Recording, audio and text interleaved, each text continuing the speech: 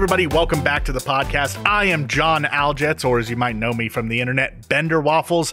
This week, I'm talking horror games with my good buddy, Esh. Hey there, that's me. How you doing, Esh? I'm doing all right. My belly is full of food. I'm ready to talk horror. It's one of my favorite genres in general, so there we go. Yeah, I figured that this was a fantastic topic to be talking to you about. I mean, not that I'm drowning in views or anything, but I play a lot of them over on one of my channels, so yeah, I would say so. Yeah, and we've talked about horror games just amongst each other. Absolutely. Quite a few times. So we're going to be talking about horror games this week. We're going to be talking about some of our personal favorites. We'll touch upon hidden gems. And then later on in the episode, we're going to touch upon games that aren't horror games, like traditionally, but contain horror elements that, are worth talking about. So let's go ahead and dive right into this with some of our personal favorites. Okay, so as I said in that little prelude section, we are going to be talking about our personal favorites. So Esh, why don't you start me off by talking about one of your personal favorites? One of the ones that really gets your goat, as it were. Well, in my case, a lot of the ones that are favorites, it kind of boils down to when did I play them and do I have good memories about playing them. And one I replayed recently and doesn't maybe hold up as much as I wanted to is a Fatal Frame. I actually just got my copy of Fatal Frame 1 for the OG Xbox yesterday. So I was going to bring up Fatal Frame. Well, I mean, in my case, it's largely because I have a good story of how I played it the first time. I was 14. I was playing it with two girls from my class, after class, at their places, and they were too scared to play.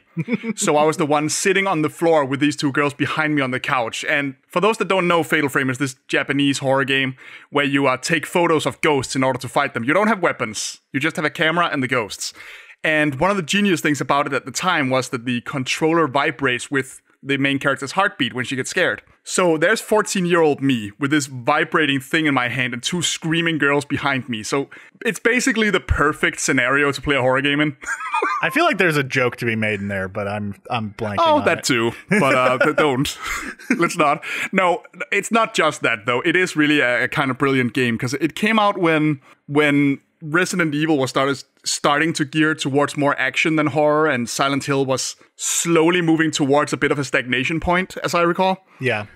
Maybe a little before that, but it's around that time, and it did something completely different by being about ghosts. And, being set in Japan right after Japanese horror films started becoming popular overseas as well. Mm-hmm. So it was just a perfect moment for that game to come out, in my mind, at least. I will say, because, I got my copy yesterday and I popped it in.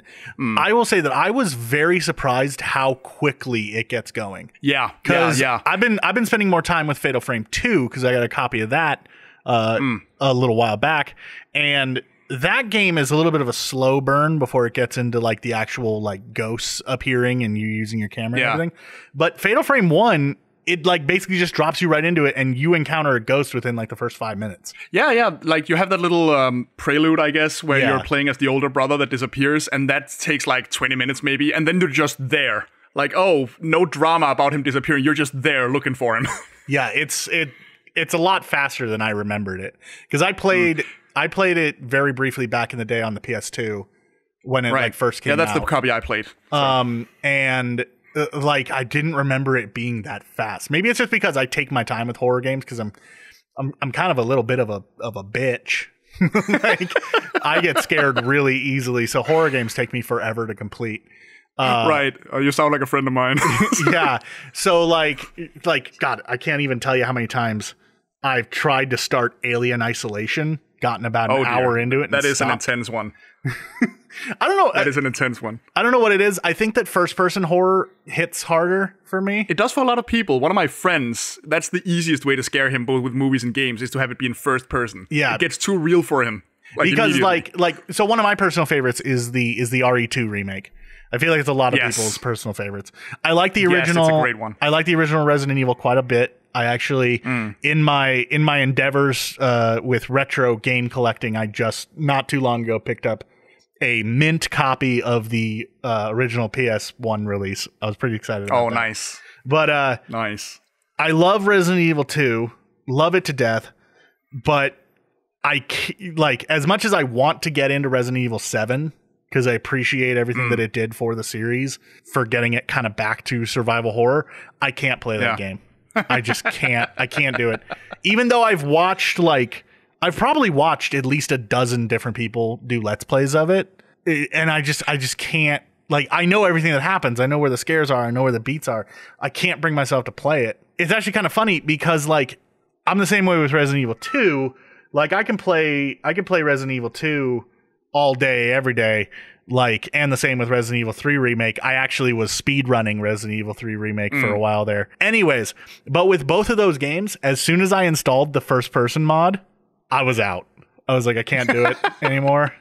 I will say for Resident Evil 7, which is also definitely a favorite in recent games, in recent AAA horror games, which are getting increasingly rare, and it's a bummer. But that's because that game is just genius about how it leads you to the scares. Oh yeah, it's I mean, crazy. It was made to be a VR game. I've never played in VR, but it still works without it because it's just structured so well in, okay, go here now. Oops, you need the other thing that's at the other side of the house.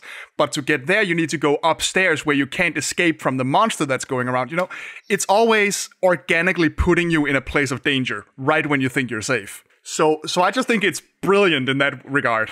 It makes me very hyped for Village. Oh, I'm so looking forward. I'm looking forward to it mostly because it's like so gothic looking. Oh yeah, I think by the time this episode is posted, that game's coming out in like a month. Because doesn't it come out in May? Yeah, that's the idea. Yeah, and hopefully I'll have a PS5 by then. So I'm gonna pick it up and I'm going to try to play it, but I probably won't be able to. But maybe I'll force my way through it, and maybe people can come watch me on Twitch, and maybe I'll stream it. But I'll definitely do that. But that also, I will scream myself to death. that brings me to another like kind of personal favorite recently that we've talked about playing a couple of times together, but haven't done yet, and that is Phasmophobia. Oh yeah, that's another like first person horror game that like I can play only in small doses. I've only played it a little bit with a friend of mine. I haven't gotten far enough to really like try out all the items and seeing every scare and everything, but what a brilliant concept for a game. Oh yeah, what an absolutely insanely brilliant, because like one of my pet peeves has been that there's way too few co-op horror games in the world. Yeah, there's basically none that I can think of. I mean, one that I've mentioned before on my channel is Obscure. It's literally titled Obscure, which is this PS2 horror game, and it's a good co-op horror game. It's just not scary, at all.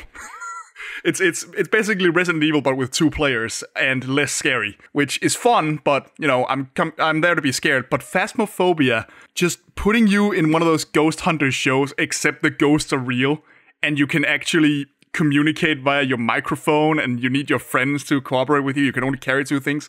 Again, brilliant structure by limiting you. It's like nobody's carrying all the tools. You never know exactly what you're facing until you piece the tools together yourself. God, it's brilliant. So I bought a VR headset right around the time that game like started making big waves. Terrible. I like every time that I see Phasmophobia in my Steam library, because my VR headset is literally sitting within inches of me, I'll see the game, I'll see my VR headset, and like I can almost just feel my butthole pucker up. Like, it's just like my body physically telling me, no, you are not allowed. I will say that first game I played when neither of us knew what the hell we were doing. The first time you die and you see like hands coming up behind your face. No, hard pass. It's so freaky because I already knew, because I had that reader thing that shows you words, whatever the ghost is saying. Yeah. And it just said something like, I'm going to kill you. And I was like, well, I'm getting out of this house. and I'm like running towards the entrance, and 3 steps away from it, those hands show up. And I'm just imagining it as a movie where I'm getting like pulled back in the house. Like, God, it was amazing. Even having seen like other people like Jacksepticeye and all these people play it, and in my case, the Grumps. Yeah, and having seen that death animation, it didn't prepare me for when it actually happened to me. You're never prepared. You're never prepared because there's no signaling it. Yeah, it just happens out of nowhere. All of a sudden, these like freaky zombie hands are gouging your eyes out, and then you're in the upside down for a second, and then it's funny. You're a ghost. It's funny because like, the game isn't scary in the traditional sense that it's constantly throwing something scary at you. It's scary because you have to spend time figuring out what's going to come at you. Yeah, the anticipation is the scary part. I mean, that is a brilliant one of newer, I guess it's indie, and they're still developing it. That is a brilliant concept. Hats off to whoever came up with that. It came right on the tails of stuff like Pacify and stuff. Yeah. Which I get the idea behind that, but it's not nearly as effective to me. Yeah, no. Those games seem to run more on frustration. Like, I hate games where you die a lot. Yeah. I hate games that confuse dying every 3 seconds for being scary. It's the quickest way to piss me off. Yeah, I'm with you on that one. So what's another personal favorite of yours? Because I kind of listed two in a row. If we're staying with the more modern games, I'm actually fairly fond of the Dark Pictures anthology games. I have not heard of those. Until Dawn and its sequels. Oh, right, yeah, okay. They're called the Dark Pictures Anthology now. I guess Until Dawn isn't, but they're these narrative games where you make choices for the characters and it's up to you whether they live or die. They basically play like TV shows. Yeah. And there are problems with the story, like the ending to both of the sequels kind of sucks, but everything leading up to that moment is insane. Well, what were there's so many great scares in them. What were the sequels? Because I remember there was Until Dawn and then Man of Medan. What was the other one? Man of Medan, which honestly should have probably been cooking for a couple more months. And then the last one was Little Hope. Where you're this no, well, there's a third one coming soon. In Little Hope, you're like a group of students that ends up in a town that's haunted. That's basically it.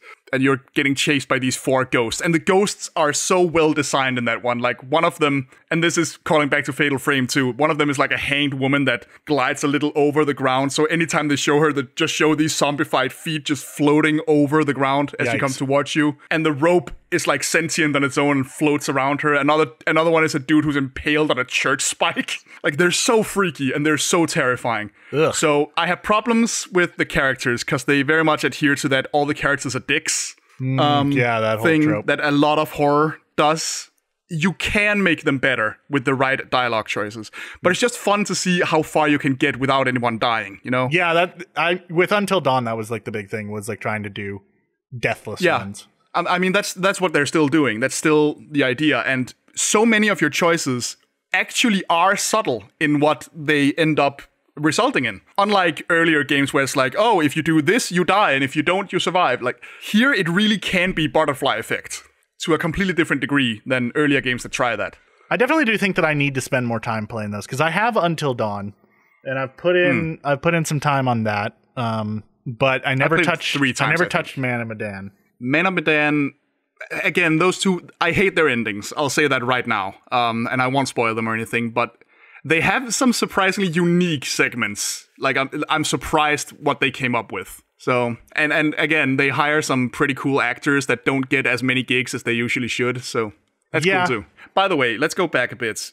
We should also bring up Resident Evil's competitor, Silent Hill. Oh, 100%. I mean, it would be a terrible horror game podcast without bringing up Silent Hill. Obviously, 2 is the masterpiece in a lot of people's eyes, because the story is just so dark. Like, no game had told a story quite like that at that point. It really is one of those M. Night Shyamalan Jacob's Ladder thing where the ending changes everything. Well, I mean, I think it's kind of funny that you bring up Jacob's Ladder, because I was watching, there's a YouTuber that I watch a lot named Ryan Hollinger. Right. He does a lot of like video essay stuff, mostly focused around horror.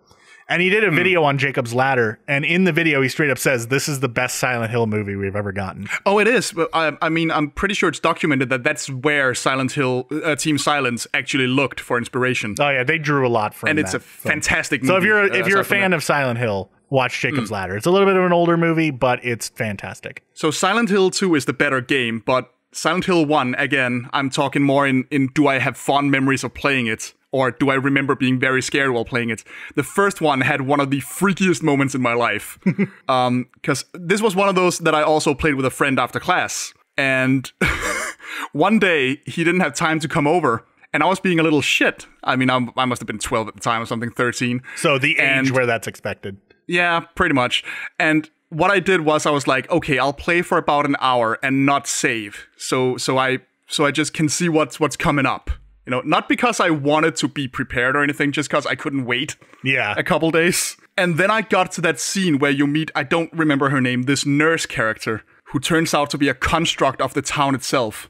Yeah. And then the CGI cutscene happens, and 90s PS1 CGI, haha, let's all laugh. But she turns towards you, and then she just starts bleeding from the scalp, and is like covering her entire face, and she just runs at you. And the next thing you know, you're standing outside the door. I think it's inside a church or a hospital or something. And you're like leaning against that door and you can just hear banging on it and crying for her to help you. I turned off the console immediately and did not touch it till my friend showed up. It fucked me up. Like, I'm sorry. I actually have really good. I've actually like I feel like I'm gonna lose a bit of nerd cred here. I've actually never played through Silent Hill 1. It is a clunky game. I can't blame you entirely. I've played through 2 and 3. And of those, like, I recognize that 2 is probably the masterpiece, but I think that 3 is the one that I prefer. See, that's the one I haven't played. I'm working on it with a friend lately. So. It is fantastic, and I highly recommend it. I still need to sit down and play 4. 4 is divisive for a reason. Let's put it that way. There are some people who say that's the last good Silent Hill game. And in the sense that it's the last one developed by Team Silent, I believe. Yeah, and then there are people who say that 3 is the last good one. So I feel like I should just play 4 just to see who's right. I mean, it has its moments. I can think back and definitely be like, oh. But I did just get Silent Hill 2 Restless Dreams on the Xbox. It's the like enhanced port to the OG. I did not Xbox. know there was one such thing. Yeah, it adds an additional like short scenario where you play as Maria. Okay. And I did not know about that. It looks better graphically because the Xbox is more powerful than the PS2. Right. So if you want to play, my suggestion would be if you want to play Silent Hill 2 these days, play the OG Xbox version. Do not. Right. I cannot stress this enough. Do not touch the HD remakes. Oh God, no! I've heard about that. Yeah, that was a disaster. Broken, fundamentally broken. Do not play. Yeah, I've heard about that. That's a horror story. That's a gaming horror story. Although the original PS2 release is still pretty good, and I believe there's a PC version, but good luck getting a hold of it. Yeah. Plus, in my mind, when you're using those fixed camera angles and all that stuff and third person, it's built for controllers, man. Oh, 100%. 100%. Although that being said, the first time that I played Resident Evil 2, the original Resident Evil 2, was on computer. So...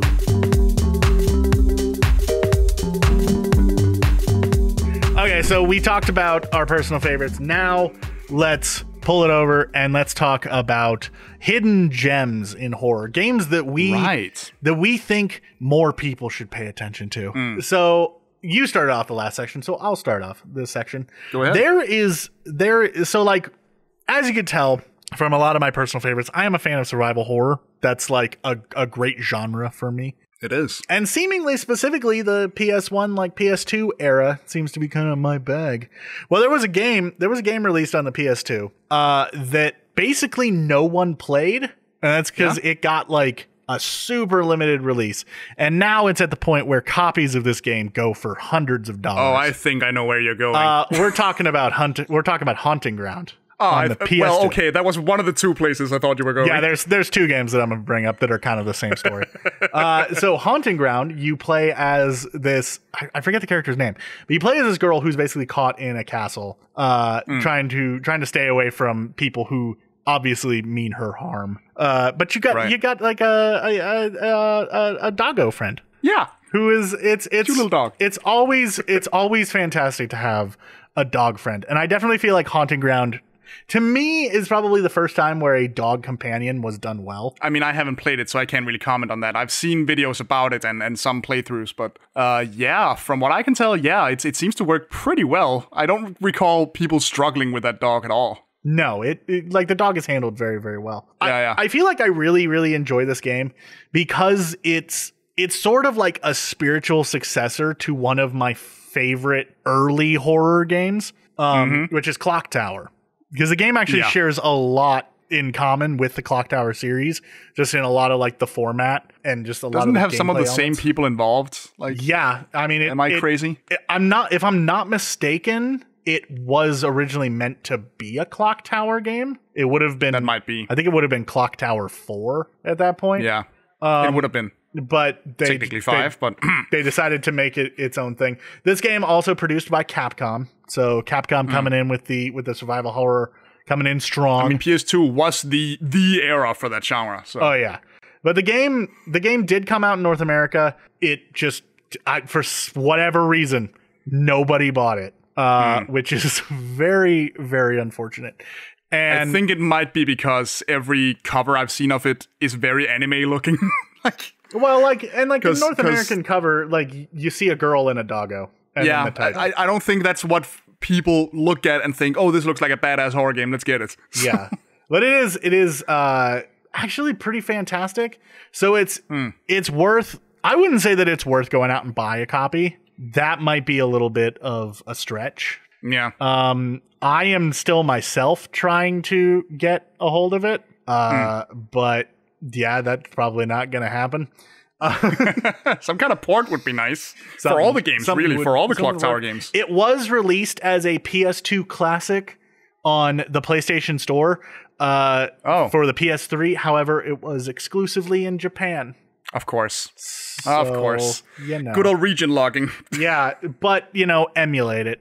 This is one of those situations where I'm going to tell you to emulate it. Most of the time, I'm a proponent of go and get the game and play it that way. Well, yeah, of course. But I can't in good conscience tell somebody to go out and spend $200 to play a game. No, unless you're a collector insane.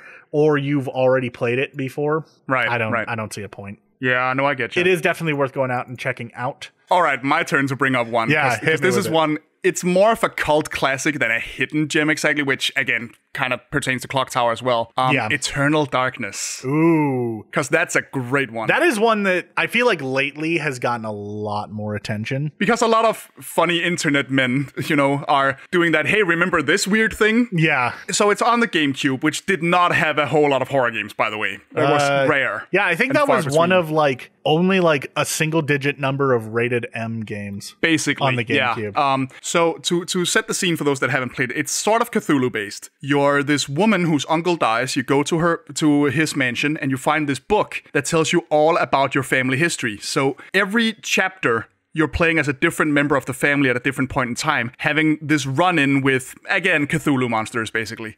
Elder gods and stuff like that. And you're just, between chapters, going around this mansion, finding new pages of the book. And that alone, it's a pretty cool setup, I might add, because it just allows you to go wild with set pieces. Yeah, that's the beginning of a pretty traditional horror. Yeah. It's so cool. But what the main selling point of the game is that it has this insanity meter, which some games have tried and utterly failed to replicate since then. Where the more terrifying things you see, the more unstable your character gets, which results in hallucinating. But it's not just the character that hallucinates, you, the player, occasionally hallucinates. Yeah, and it does some really screwy things. Because it does stuff like when you save, it pretends to be deleting your save file, or it turns down the volume on your TV and everything. It surprisingly still can catch people off guard to this day, even though it came out in GameCube, so it's from 2003 or something, 2004. So whenever it turns down the volume or does other screwy things with the TV, it looks like TVs did back then. They don't look that way now. But they still surprise you. I replayed with a friend just 2 years ago, and I still found myself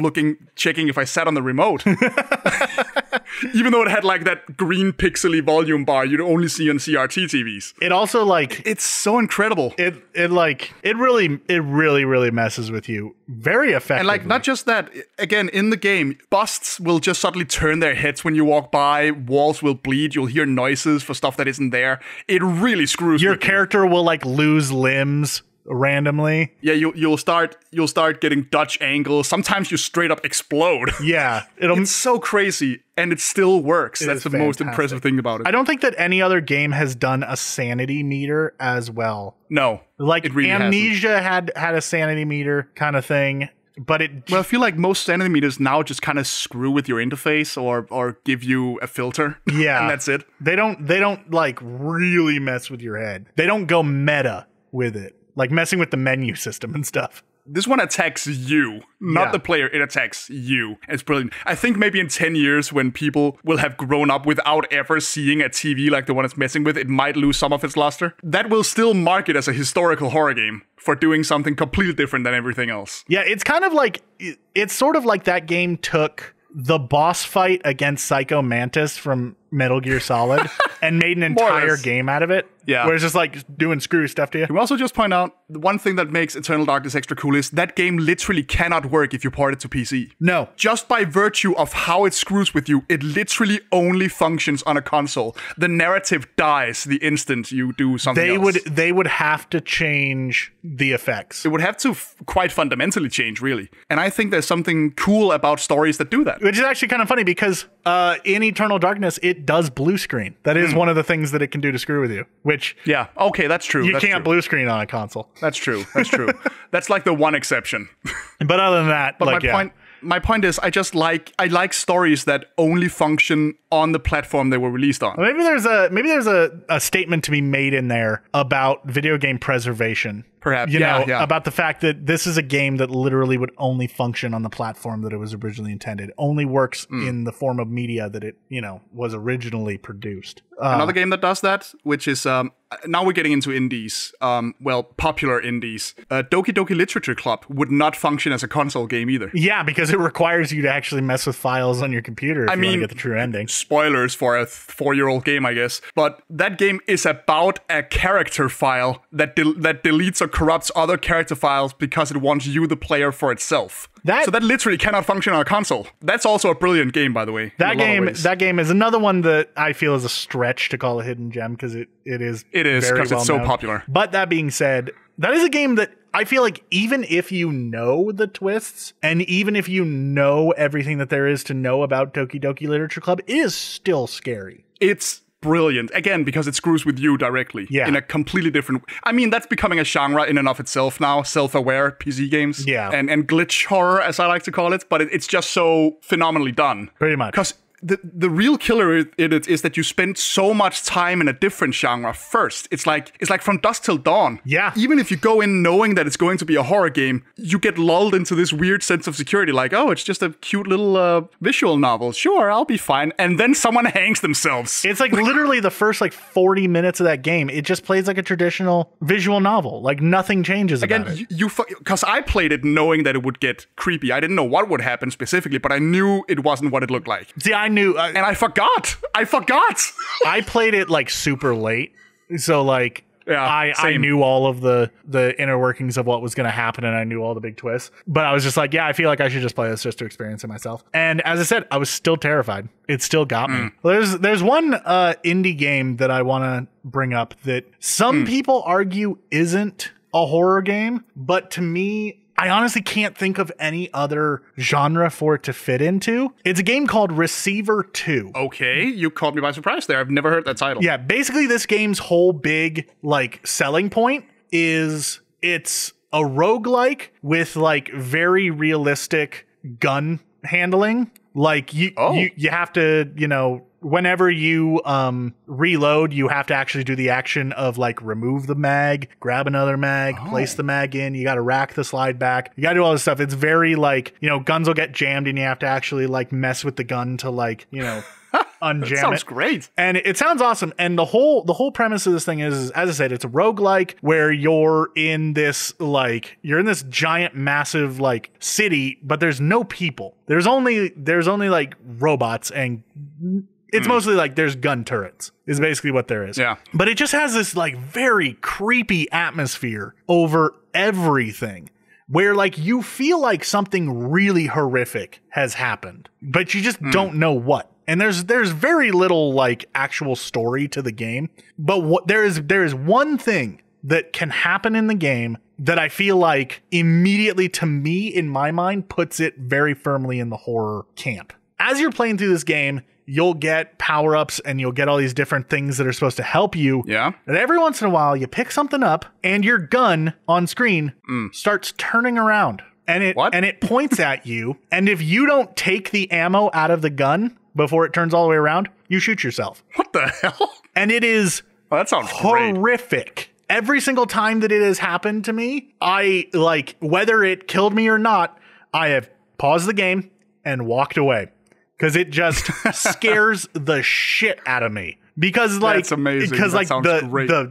You start getting this very drony musical tone, and it's is like, oh, I'm taking you over, and it's just like, what? And it is amazing. It is horrific. And that's how you survive it is you unload your own gun. Damn. Okay, that is pretty cool. Yeah, and then the gun will turn around and it'll like pull the trigger a bunch of times and go click, click, click, click, click. Which I'm like, that's almost more horrifying. Yeah. It's a fantastic game. I mean, in my case, I would be like, oh god, I hope I didn't forget a bullet.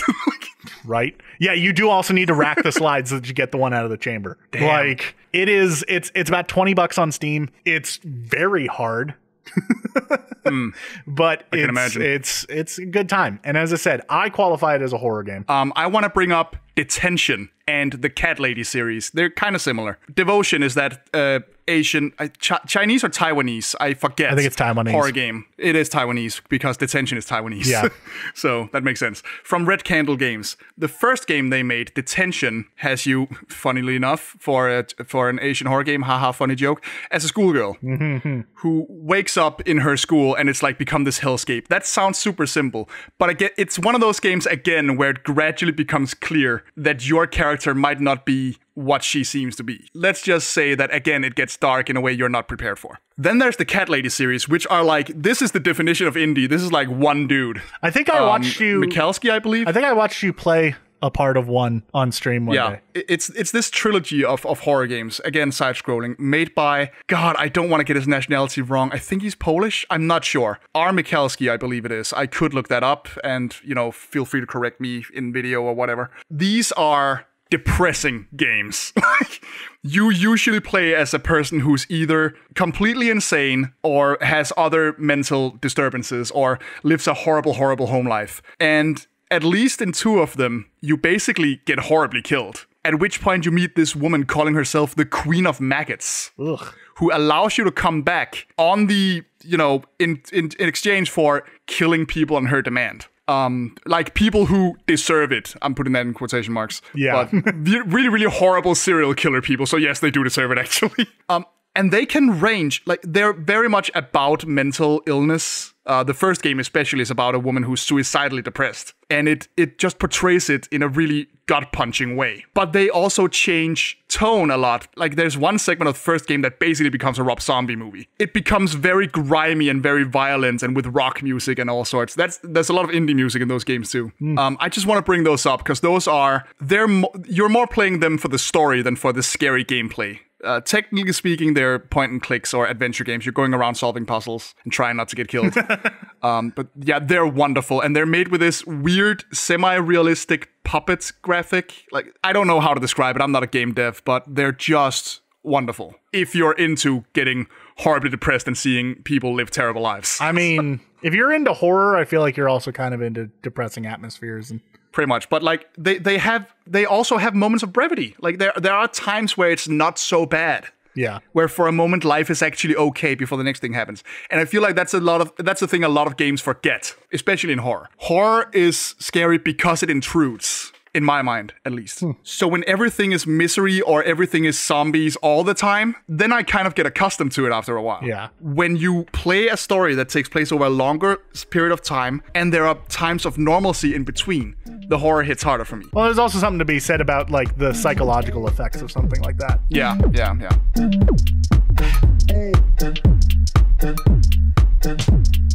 All right, so now we're going to get into this final segment here where we're going to talk about games that aren't horror games, but have horror elements, or that, maybe that they freaked us out enough that they're kind of like honorary horror games to us. I do have one on here that is structurally a horror game and in theory a horror game, but it's just so light that it isn't one.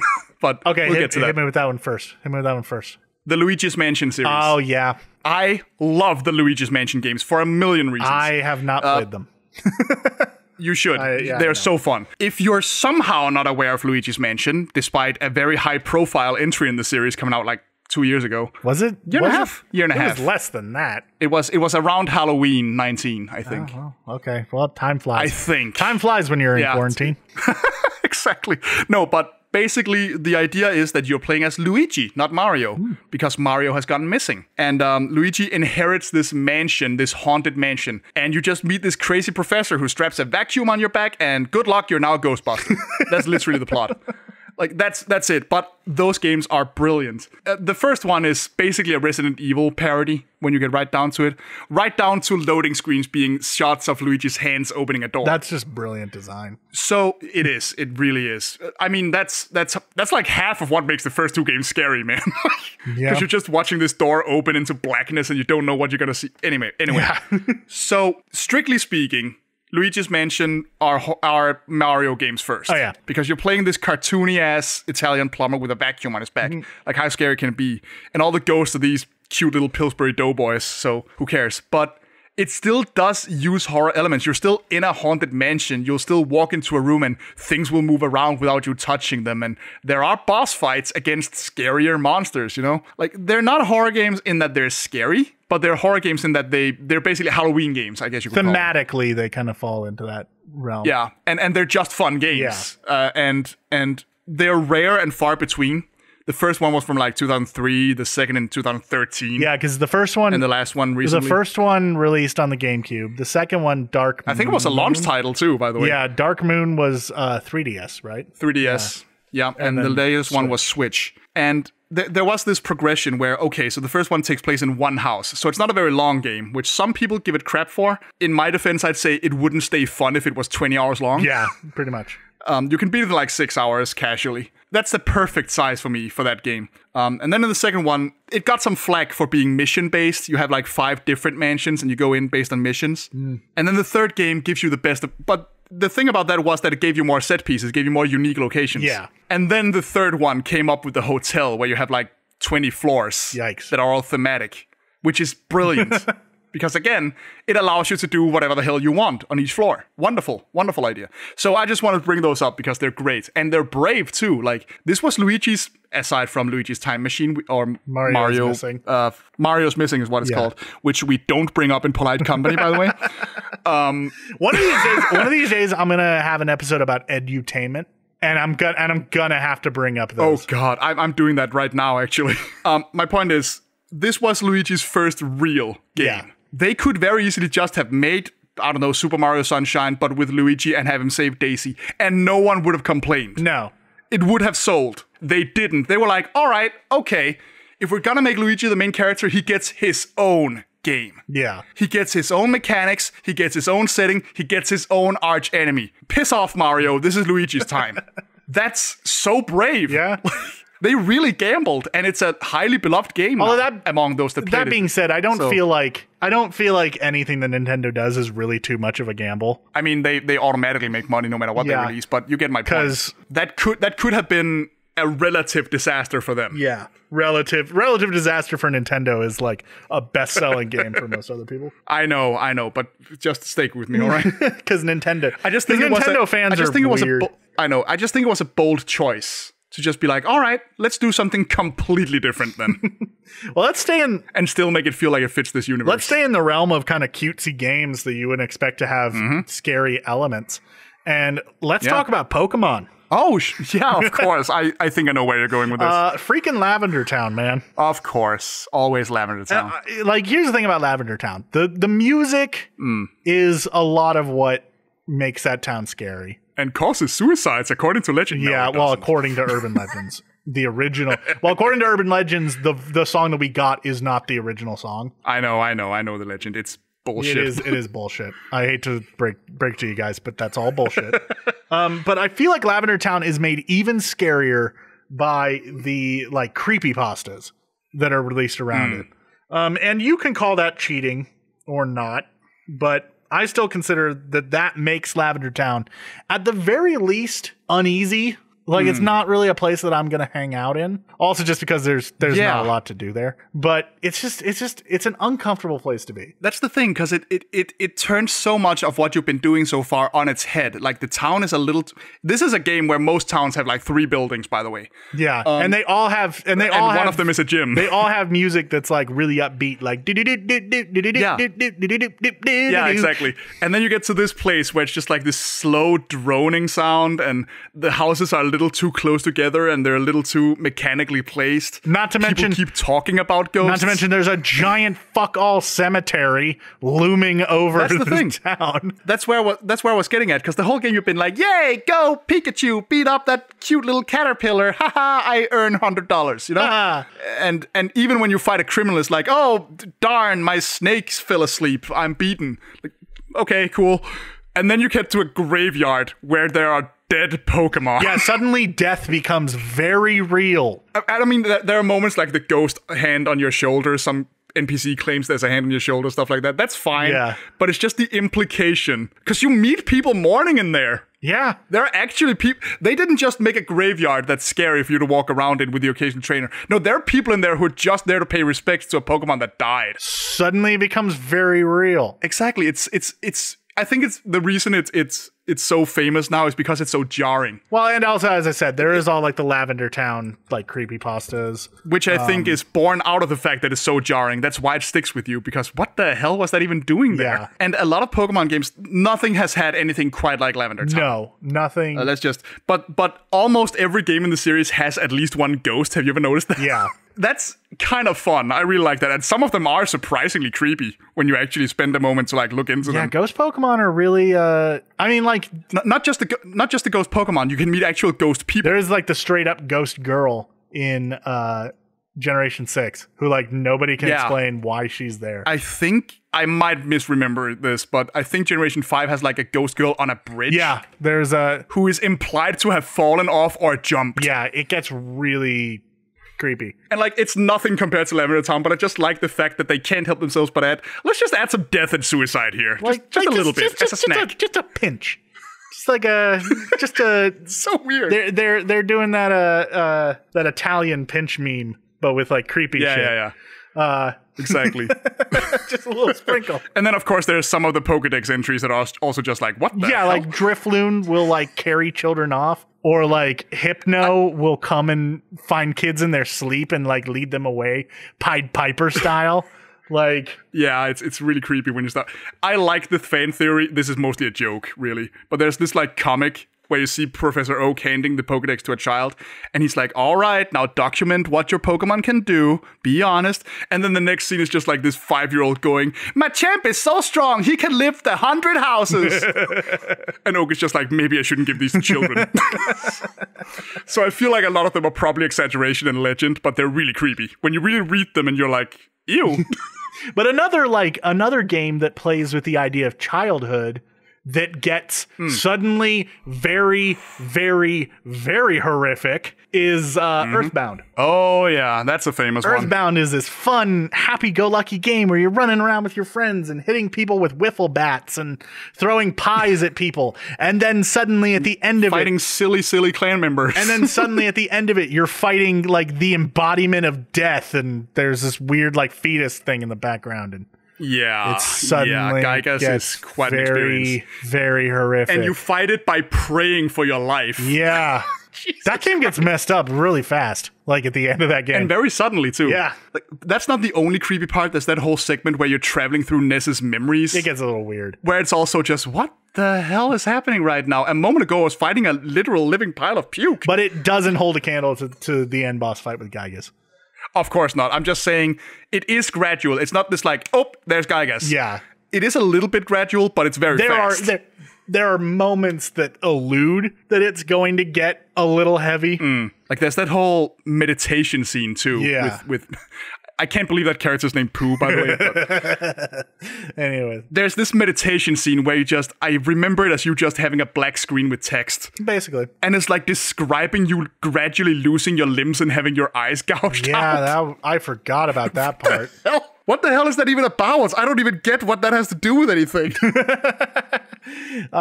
One game that is in no way horror, and there's not even like thematic ties to horror. I consider this to have horror elements largely because of a personal story with this game. See, there you go. It's always the personal stories. Grand Theft Auto San Andreas. You know, it's a lot of people argue it was the best Grand Theft Auto ever made. You know, some people say it was Vice City. Some people said it was, 5. But that's not what we're here for. Point is, it's a fantastic game. I spent so many goddamn hours as a kid playing San Andreas. Probably as a kid, probably I like explains that. a few things about me. But anyways, there was one time where me and my best friend Owen stayed up all night because we had heard a rumor that there was some like spooky shit going on in the woods outside the main cities. Right. Because if you haven't played San Andreas, there's like the three main cities. There's Los Santos, San Fierro, and Las Venturas. There's supposed to be LA, San Francisco, and Las Vegas. Yeah. But there's a lot of like open country in between the three cities. We heard that there was some like spooky shit going on out there, like ghost cars.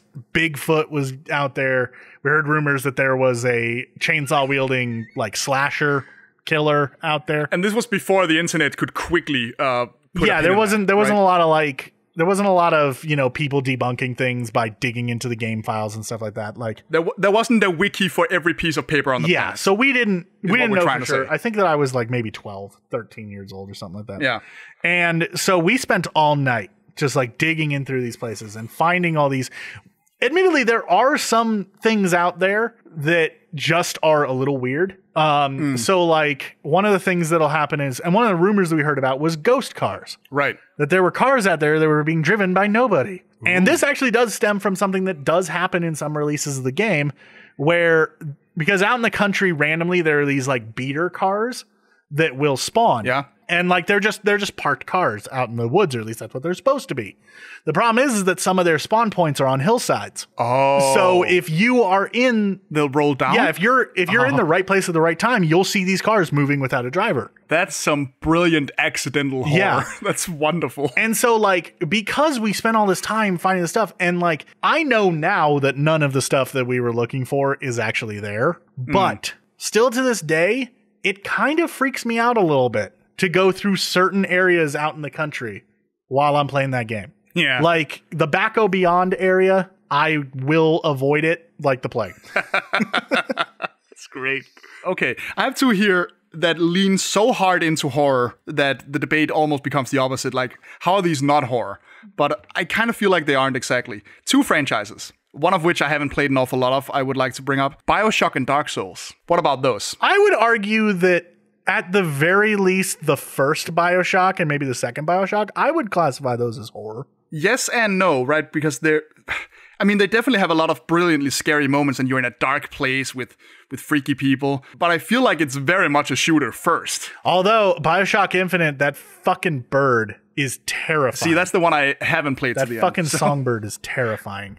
The other two, I think I played in one sitting, almost, like over the course of 2-3 days. See, I'm the opposite. I haven't beaten the first two BioShock games, but I have beaten Infinite, fair enough. Like multiple times. Yeah, fair. Either way, they're great games. Yeah. It's just like, they lean very hard into horror, but they're not structured like a horror game, as much as they're structured like a shooter. I mean, they are very much shooters, but like they're shooter RPGs, but I would also throw horror into that genre descriptor. Just from the thematics of it and stuff you meet. Yeah, like, and there's a brilliant moment in one of them that's definitely one of the top scares for me in video gaming in general. I feel like the first time that you run into a splicer is pretty fucking that's horrific. Great too. Or first time you see a Big Daddy. Or, yeah. But one specific moment is there's a moment in the first game where you're like, you sort of see a table at the end of a small hall, basically, that has some stuff on it, and you just go. And then when you turn around, there's just a splicer standing behind you. Oh, yeah. Like, they don't attack. They don't attack until you do. They're just standing there. There's no sound. There's no warning that anything's going to come. It's not going to attack you. And it's all on your own time. It's not a scripted event. It's just when you're like, oh, cool, I found a tape and some ammo, and yay, I can just move on. Oh, God! Brilliant. The right oh, there. God moments. That really, really get you. Really. I mean, I've had similar moments in Condemned. We should have brought up Condemned under Hidden Gems. Well, I was literally just thinking, I should have brought up Fear earlier. Oh, yeah. I haven't played that. I don't know much about it. The first Fear is great. They lose a little something later on in the series, but they are still definitely, like, great games. The whole Fear trilogy is worth playing. I mean, Condemned, aside from the combat, which there's a lot of, it's basically the closest thing you're going to get to a video game adaptation of 7. Basically, yeah. It's just insane. Really quick, there are a few moments that I want to bring up that I don't really think warrant, like, in-depth discussion, but I feel like I need to bring them up. Sure. So there are a few, like, big shooter series that have that, you wouldn't call these shooter series horror games, but they have moments where they kind of veer into horror. The first one that I want to bring up, obviously, you've got Halo. Pretty much anytime the Flood show up. I never got into Halo. The Flood are, for those of you who don't know, it's like this weird fungal race that take over people and kind of turn them into zombies. So it becomes like a very horrific moment every time that the Flood comes up. That sounds like a sci-fi shooter version of The Last of Us, which is also a pretty tense game that I struggle to call horror outright. It has survival horror elements, but I don't think that I would call it. It has, but they're few and far between, and it's mostly about the drama. But it's a good game though. The first one. The Flood actually wind up being you could argue they are actually the antagonists of the Halo series. Because you find out that the entire reason why the Halo rings exist is in case a flood outbreak happens so bad that people are just like, you know what, fuck the universe. So the Flood is a horrific aspect of Halo. Yeah. And then sticking with the sort of shooters that suddenly become horror for a brief moment and then go back to being shooters, we've got Half-Life 2 with the Ravenholm segment, though. We don't go to Ravenholm anymore. Where suddenly it becomes like a survival horror. Yeah. Like you're stuck in like Dawn of the Dead for like 25 minutes and then you're out and you're just like, okay, well, that's over. To build onto that, I also want to bring up Half-Life Alyx. There's a sequence with a character named Jeff. Yeah. Have you heard about this part of the game? It's like the I haven't played any Half-Life at all. Well, this is the moment that everyone talks about with Half-Life Alyx. Okay. Wait, you haven't played any Half-Life game? I'm not a shooter guy. What the fuck is wrong with you? Sorry. They are like probably the most often listed as the best games of all time. Oh, I'm aware, dude, and eventually I probably will. It just takes a while for me to want to play a shooter. You're not allowed to be on this podcast again until you play Half-Life. Well, excuse me then. I'll buy it for you if you don't own it. Like, you need to play it. All right, fine. Okay, jeez, I get it. Damn. Anyways, so there's a moment in Half-Life Alyx where you're dropped into this area and you're told, hey, by the way, there's this guy named Jeff here. Just figure you should know. And Jeff's whole thing is he's been taken over by the aliens, but he's this big hulking monster who can't see. But what he can do is he can hear. Oh, dear. And so every little sound that you make summons him to you. Even to the point that if he's close to you, this is a VR game, mind you. So like what you can do control wise is a little bit more expanded. If he's near you, you have to use your controller to cover your mouth to block out your breathing, because your breathing will alert you to where it will let him know where you are. I get it. And like you have to make it through this area, and you've got to do all this like stuff with switches, and you got to solve this puzzle, all the while avoiding this horrific monster who, if he finds you, he's going to kill you. Like there's nothing you can do to stop him. That sounds great. Like you can't fight him. If he finds you, you're fucked. Jeez. So like the entire time you're like trying to solve puzzles, and every once in a while you'll like have to try to lure him away from you by like picking up a bottle and throwing it across the room or something. It gets super intense, super horrific. It is like absolutely terrifying. And then once you're out, I hope it's well done, because I've seen that. Sorry, I've seen that in other games. I kind of have a thing against games that constantly has a monster after you, because I want to solve the puzzle. But that's just because a lot of games crank up the aggro too hard. I mean, it like you only have to deal with Jeff during this one specific segment, because he actually gets like crushed at the end of the segment. Okay. So like before that, you don't have to deal with anything like that, and then after it, you don't have to deal with anything like that. Okay, that's pretty It's just a moment where it suddenly becomes very terrifying. Right. It's just that I've seen a lot of indie games that do that, and that's the whole thing in the game. Yeah. And they tend to crank up the aggro way too hard. It's kind of like, I feel like... And it's one of the quickest ways to piss me off in an indie game. I feel like Alien Isolation is kind of like that, because the alien can be there at any time. Yeah, but it's still rare enough, I guess. And there is actually a mode within Alien Isolation that it starts paying attention to your microphone. Oh, jeez. And if you make a shit ton of noise, in real life, the alien will come get you. Anti-streamer gaming. Wonderful. Pretty much. Not to mention there's VR mode. There is a VR mode to Alien Isolation, which Never. Before we go to an ending segment, can I bring up one honorary mention moment? It's not really from a game that isn't horror, but I just want to bring up one that I remembered that scared the crap out of me when I played it. Hit me with it. Here's something from Bendy and the Ink Machine, which is definitely the epitome of like streamer bait it is. horror. I like that game, by the way, but it's not unique in any way. Yeah. Aside from premise and graphical style, which is wonderful. It's what the game survives on, and it's brilliantly done. I think basing itself around the whole like early era of animation definitely gives it, which is becoming a genre in and of itself now. Ironic horror games. But my point is, like, it's not a unique game in any way. It looks and plays like so many other indie horror games. It survives on charm and presentation. Yeah. By far. But there's a moment in it that scared the crap out of me when I played it. It's in the second chapter, I think. A lot of time you find these like old, well, they wouldn't really be tapes because it takes place in the 30s or something. But you find these audio recordings, like you do in indie games in general. And one of them is like this dude who has started to worship Bendy, the cartoon character Bendy. Yeah, I remember this. Who we at this point are starting to realize has become real in some fashion. So there's just this dude who's going insane and has been caught in this animation studio forever and is starting to worship Bendy as a god. And as you're listening to this audio tape, it ends with him saying, "Can I get an amen?" And then you hear a crystal clear voice with no radio crackling from behind you saying, "I said, can I get an amen?" Ooh, yeah. You talked about butthole clenching before. Ooh, yeah. That's like clenching so hard it comes out the top of my skull. That's a sphincter puckering moment. Jesus Christ. And there's nothing there. Like, you don't get attacked. But still, like, that is absolutely one of the most, oh shit moments I've ever. God, that was terrifying. So, Bendy, not a unique game, but brilliant in what it does. Exactly. All right, so in summary, like, horror games are some of my favorite things to play.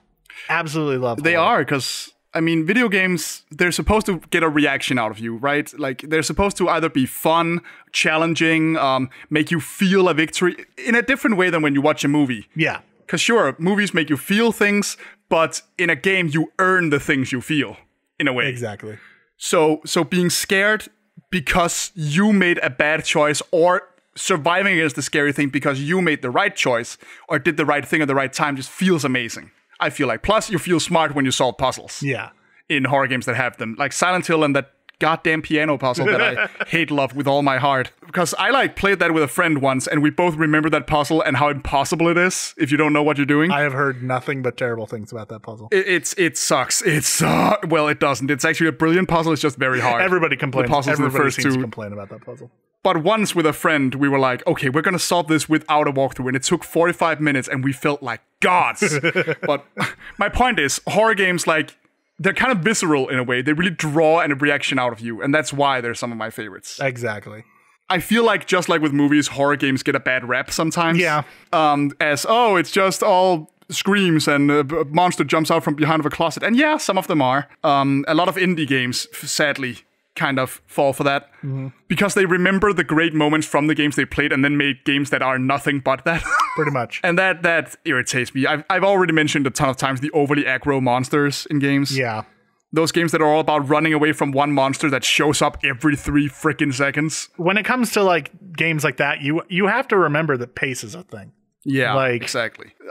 I mean, I could go on a little tangent of bad design I see a lot in indie games. Like, getting overly dark is another one I see a lot. Yeah. Like, you gotta be able to scare people without turning off the lights, man. I mean, turning off the lights, there are times when that's an appropriate thing to do, and there is appropriate design reasons to do that. But you need to also be able to scare somebody without doing that. And your player has to be able to see. Yeah. Like in a lot of the indies I play, I end up it's a 20-minute game, and I end up spending 35 minutes of it looking for one key because it's tucked away in a dark corner. That is literally impossible. I'm not saying put a halo around it or stuff like that. I'm saying turn up the goddamn lights. Just put one candle next to the key. Just one. Jesus, something. Like, I see it so much. And actually, one final thing in indie games. Your game isn't scary just because it's incomprehensible, guys. Yeah, no. I see a lot of artsy horror games where it's like, oh, I'm gonna get weird and the graphics are gonna get strange and there's no explanation for anything. And yeah, that's fine. Cut it out. At least provide me some context clues. I've seen it a couple times, and it's not that they don't work necessarily. It's just that, okay, you're getting a little too far up your own ass there, buddy. Exactly. Either way, yeah, horror is fantastic. I love the ability to get a visceral reaction out of people. That is something that is just so inherent with the genre within gaming. And I am excited to see more horror games come out. I'm hoping that the people who are listening to this at home, the game developers, the game designers, I hope that you guys take from this podcast an appreciation for horror, and I hope that you go out and that you make some great horror games. Oh, and absolutely. I want to play them. And I'll play them. Yeah. I'll do that too. So Esh, if people want to send you their horror games, where can they find you on the internet? Oh, well, I'm on YouTube, 2 different channels. There's one that's a classic, like, funny YouTube man sketch review thing called Fiction Addiction. I usually look at sort of obscure media. Sometimes something a little bit bigger, but YouTube being YouTube. That's Fiction Addiction on YouTube. Just 15 to 20 minutes sketch review shows. But I'm also on another channel called Ash Plays, which is basically just me most of the time playing horror games. Sometimes I throw in an RPG. But either way, I play a lot of indie games there, and I'm talking like itch.io stuff. Yeah. And slightly bigger stuff I find on Steam, and also AAA whenever I get a hold of one. I do that a lot, and I sometimes also stream them. Most of the time I record them myself, but I also stream. You can find me on Twitch too, which is twitch.tv/ESHBAAL. And finally, I'm also on Twitter, so that's Esh_FigAddict. So I'm there too, and that's just me bullshitting, really. Get over there, give him a follow, check out some of his art. Esh is a very talented artist, one of my favorites actually. Oh, hush you! Hush you! Just get over there, check out his stuff. Subscribe to him on YouTube. Please do. And while you're doing that, you might as well check out what I'm doing. Of course, if you are listening to this, you probably know me as BenderWaffles. But just in case you don't, I have a YouTube channel. It's called BenderWaffles. I teach game development, talk gaming, all sorts of fun gaming related stuff. Get over there, youtube.com/c/BenderWaffles. And then, of course, you can find me on Twitter. I am at BenderWaffles over there, BenderWaffles. Most of the time, my Twitter, I'm talking about movies. That tends to be what I talk about more over there, but gaming does pop up every once in a while. You went full radio host there for a second. Welcome to BenderWaffles. Bender and the Waffle. I've had to spell out my Twitter handle so many times that now it just prattles off. But yeah, get over there on Twitter. I have like some things like, I'll tweet out some stuff that might be relevant to gaming, like my hot takes on how I think that Capcom should instead remake Dino Crisis. Oh, I actually do want to play that. Yeah, that is. I've heard great things about Dino Crisis. That is one horror series that we didn't talk about, so I had to give it a last minute shout out. Oh, there's plenty we could bring up. Really, Echo Knight, I think there's one called that's also great. Yeah, there's so much we could bring up. There's a lot of them, but we gotta end this episode at some point. Sorry. We've been recording for nearly 2 hours. The episode won't be 2 hours, but we've been recording for 2 hours. Anyways. Sorry, I get excited.